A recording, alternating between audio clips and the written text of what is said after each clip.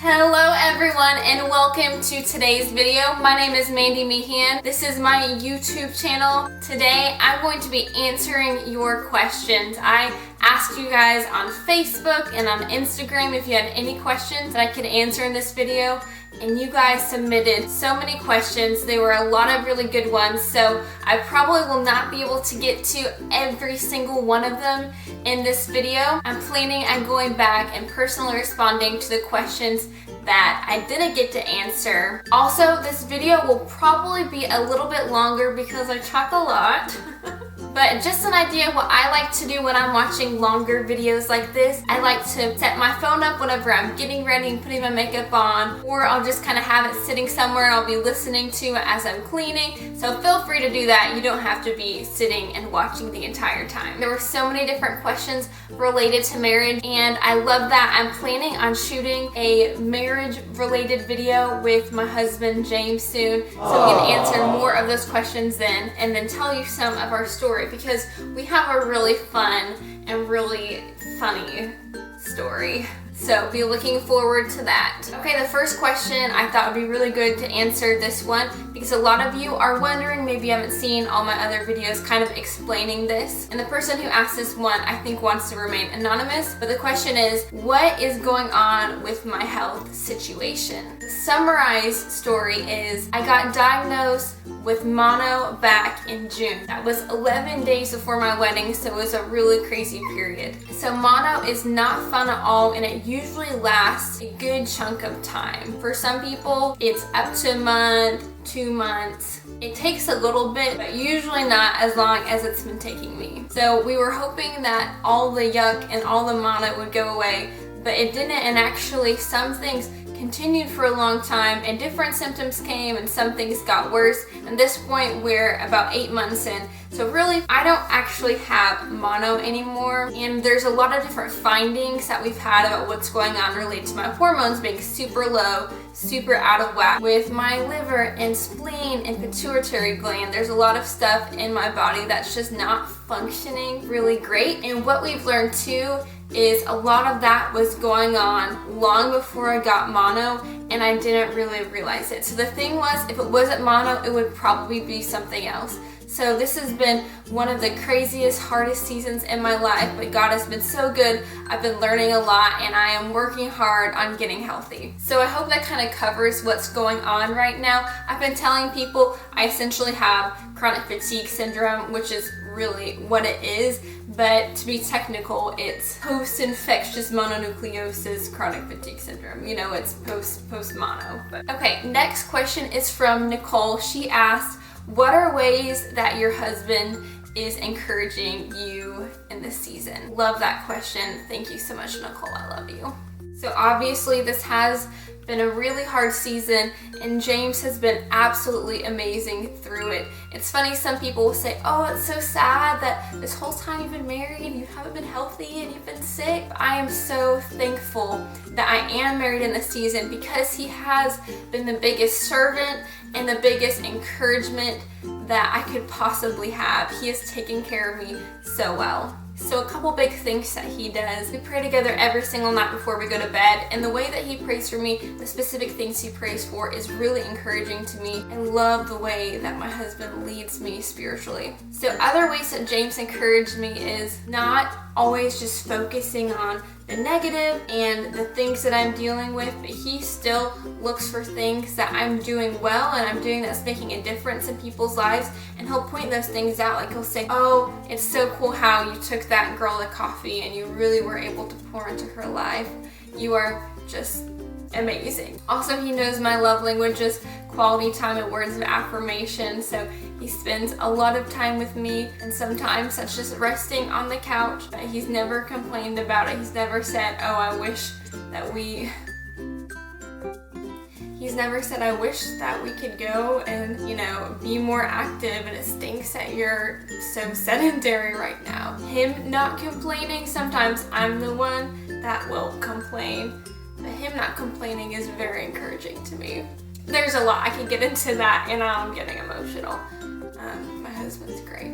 To lighten things up a little bit, Jared asked, why do people that appear cool enjoy lame things like the TV show Doctor Who. Appear cool. So we appear cool, but we're not cool. I think we're pretty cool. You know what else is cool? Bow ties are cool. Including the bow tie. Yeah, it's cool. Bow ties are cool.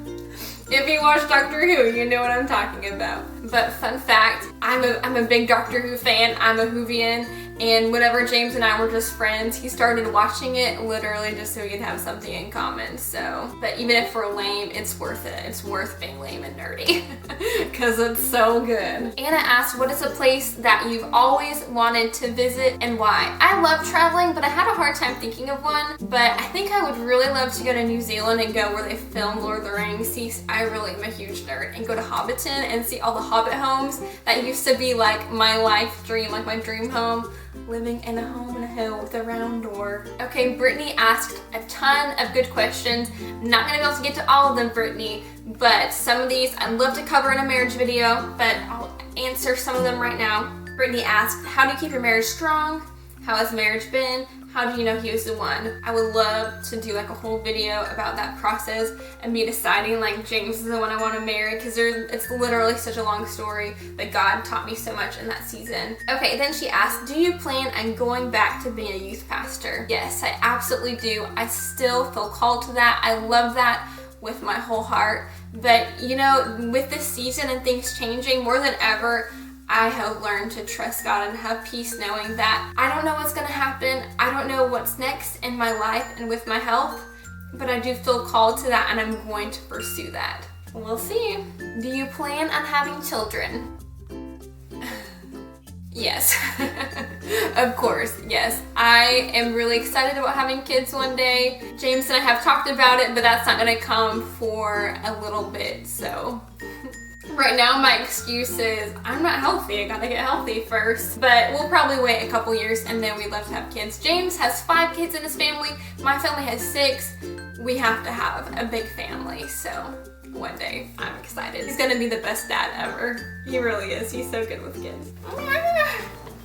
Okay, I get nervous because no one's here to like record the video, so I have to make sure it's going. And I think it's about to die. Okay, moving right along. Oh, and then Brittany also said, how do you stay fit? So that's a good question. It really is, it was very different from before I got sick. Before I got sick, I ate pretty healthy. My diet was similar, but also quite different than it is now. I'm a lot stricter now. But also, I used to work out really consistently. But what I've learned is you don't have to work out that much to stay in shape. I don't have the muscle that I used to have, but I've been doing what's called the minimum effective dose technique. Tim Ferriss writes all about it in his book, The 4-Hour Body. So what I've been doing right now is literally doing 70 reps of kettlebell swings twice, sometimes 3 times a week, but usually twice a week. And that's really helped me continue to have lean muscle. But obviously eating healthy is a huge part of that. Eat whole foods, get rid of the processed junk, and that's how I stay fit. But I'm a big fan of lifting weights, I'll say that. I'm not a cardio person, and I don't prefer that. I don't think it's the most necessary thing to being fit. I'm a big fan of lifting weights. But I also danced growing up, so that's very much cardio, and you build muscle with that too, so I like that kind of thing. We're trucking along, people. We're gonna get through. These questions are so good, and I could do a whole video on a lot of these questions. Tammy said, you said you're eating less fruit. How much do you feel is too much? I eat a ton of fruit. Tammy, me too. I used to eat so much fruit. I was counting the other day and I probably used to eat like 5 to 6 servings a day. I had a lot of fruit every single day. I still love fruit, but for me in this season, to limit the carbs and the sugar so that my body can properly heal, I've been limiting to about 2 servings of fruit per day, and I eat them later in the days. Some days I'm really strong and disciplined and I don't eat any fruit. Now, I'm not saying fruit is unhealthy because fruit is great for you, but I have been treating it as dessert. So I get my sweet tooth fix with that, and I like to eat it after dinner most of the time. I think it is important to know that fruit does have a lot of vitamins, minerals, a lot of health benefits and fiber in it, but the body responds to fructose just like it does any other type of sugar. It's good to keep that in mind. You know, I'm not saying everyone needs to limit their fruit that much, but it's been super helpful for me, and I'm craving sugar so much less. It's great. Okay, this is one of my favorite questions from Hope. She said, what has been the most challenging part for you this past year with adjusting to life since you got sick? There's so much about this past year that has been very, very difficult. This has been the hardest thing I've probably walked through up until this point. So the biggest adjustment is that I have to adjust everything I did before. My day looks completely different because I can't get as much done. I don't have the energy to get as much done. So I have to margin and budget my time so differently. It's so much harder to say yes to things because I don't know if I'm going to feel well enough that day or if it's going to be wise or I'll use up too much energy and end up feeling worse later. So everything's been a really big adjustment for sure. The hardest thing that I've had to do or that's happened is without a doubt stepping off the team. You know, I worked at Life Church since I started right after I graduated high school. Man, I love ministry. I love what I got to do. It was my life. Gave everything to it. I met my husband through it. And stepping off the team was really hard. That moment when your camera dies while you're like crying, I had to get a quick little food break because I had to charge my camera. As I was saying, it has been a really difficult thing to step off the team. I feel called to that. It was a very, very scary thing to step away. So I have more peace right now than I ever have had before. I would never do anything like YouTube if it wasn't for a significant life change like this. But I would be lying if I said it still was not hard. But God is good, and I'm learning to trust Him in a new way. It's been a challenge, but I am embracing it. Okay, I got 2 questions that were really similar. Leah said, how do you stay on track with your healthy eating and all the temptations out there? And Sydney said, how do you manage to stay on such a clean eating lifestyle? So where I'm at right now, I'm eating super strict because I already feel terrible. And if I eat something, like the other day I accidentally had gluten and I just felt awful. So I don't want to do anything that's going to make me feel worse or that's going to keep me from really healing. Now, before I was really sick, I ate really healthy then too. And a lot of people were like, well, you're so disciplined. And I have had a long journey when it comes to how I view food, how I eat healthy, because I used to be known for the girl who ate all the pizza, ate all the cake. I did a cake eating competition with this 16-year-old guy when I was 16 and I won. My life is real different when it comes to food back then. But what I think is important for you and for me to recognize, we'll look at something like a burger and we'll think like, oh, that's a fattening food. And I eat that. I used to eat burgers all the time and I never got fat. So really I can eat it and I'll be fine. I've been eating all this junk food and I'm fine. Well, the more and more I educate myself on how the foods I eat affect me, I believe God's called me to honor my body, and I want to be able to live a full and an abundant and a long life. And sometimes we make it all about weight.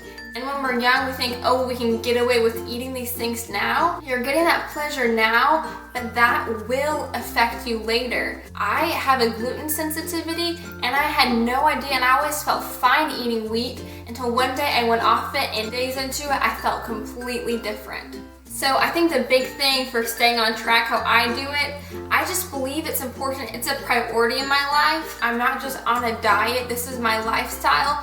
And I want to honor my body and I want to be healthy. Discipline is freedom, people. Discipline is freedom. Okay, Sophia, you asked a few questions and a lot of them were marriage related, so I'd love to get into those later in another video. But she did ask, how is your relationship with God now that you've had this health struggle? And this is why I can truly say that I am thankful for this season. As hard as it's been, I have never known God and felt comforted by God in the way that I have had in this season. It's crazy, just over a year ago, I prayed this bold prayer, God break me. I said, break me, God break me. I want you to break me, whatever that looks like. Break me so that I can grow. And I had no idea in the next year how much I would be completely and utterly broken. And the season's not over, but man, has God worked in my life. I I truly am closer to Him than before. It hasn't been a struggle because I know God is working from the very beginning. I knew He was teaching me that my identities and my worth isn't in what I do. My identity is who He says I am. And from the get-go, the very moment I got diagnosed with mono, I felt closer to God than I have had before. And I've been forced to seek Him and speak things over my life in ways that I never had before. I've had to be really diligent in taking thoughts captive because my mind can be my biggest enemy sometimes. So yes, my relationship with God has been stronger. He's been working in me, and that's why I'm thankful for this season. Katie said, how could I best spend my time in singleness, and what are some important things to focus on while being a single lady? I love this question. This was huge for me. All the way growing up and in high school, I committed to being successfully single is what I called it. I think I heard Jeannie Mayo coin that phrase. And for me, that meant that I did not want to be distracted by my relationship status. Whether or not, do I like someone? Do they like me? I didn't want to focus on that because I knew that was just distracting me from God's calling for my life. So very early on, I kind of figured out the things that I wanted in a husband. I prayed for my husband. I prayed over those things. Then I learned that if I wanted those qualities, I needed to live out those qualities. So my encouragement for you and those single ladies watching is figure out what you are looking for in someone, and then you become the person you're looking for is looking for. Andy Stanley said that. That means instead of focusing on one day, focus on who you are now. Focus on Jesus and being the right person for your future spouse. I didn't date until after high school, and then even then I really tried not to focus on wanting to date and just being the right person. I was not perfect, and James is not the only person I ever dated, but then God brought me James, and I'm so thankful that I didn't distract myself in my single season. I focused on being successfully single, seeking God, not being distracted, so I can have a successful marriage. Because in the long run, you're going to be single for such a short amount of time. So, short answer, seek God, be the person you're looking for is looking for. Okay, this one was anonymous, but this person said, what is your take on getting married young? If you don't know, James and I got married pretty young. So then he said, what are important considerations if you decide to get married young? I really like this question because obviously we did get married young. It can be great for some people to get married at a young age, but here's my view. A lot of times I don't recommend for someone to get married super young because so often I see young 20, 21, 22-year-olds who are in college, who are trying to figure out what they want. They're not really set up financially. They're both thinking about different things, heading in different directions. I really feel called to go to Africa. And then the other person's like, well, I don't really know if I feel called to missions, but we are in love with each other, so we need to get married right now. So what I think is so important is that you are on the same page. Obviously spiritually, that your Christ is the center of your relationships, and you don't have red flags there. The same page of where you're heading in life. I don't think you have to have all your ducks in a row, but know where God's leading you. And then a huge bonus is just being financially ready. So for me and James, we both had Jesus at the center of our relationship. There weren't any red flags there. We both were working full-time in the church, had full-time jobs. We're not in any debt at all. And people around us that advised us thought we had the maturity to be able to be ready for marriage. Not that you're ever really ready for marriage. So with all that, we really felt like there was nothing holding us back from getting married. It's absolutely possible. You would have an incredible marriage getting young. But for a lot of people, it's wise to take your time. And if you're taking your time, set boundaries in your relationship because it can get hard. It can get hard to wait. I mean, we were engaged for 2 months and that was a long time. I know this video is going to be super long, so I am going to wrap this up here. Thank you so much for watching and submitting your questions. I hope you enjoyed it and maybe learned something from this Q&A. I really enjoyed filming and I would love to do more sit-down videos like this, maybe talking about marriage, health, relationships, working out, ministry, leadership, devos. I don't really know. We'll see. But if you're not subscribed yet to my channel, I would love it if you do that. If you liked it, give me a thumbs up and let me know in the comments what kind of video you'd like to see next. Thanks for watching. Bye!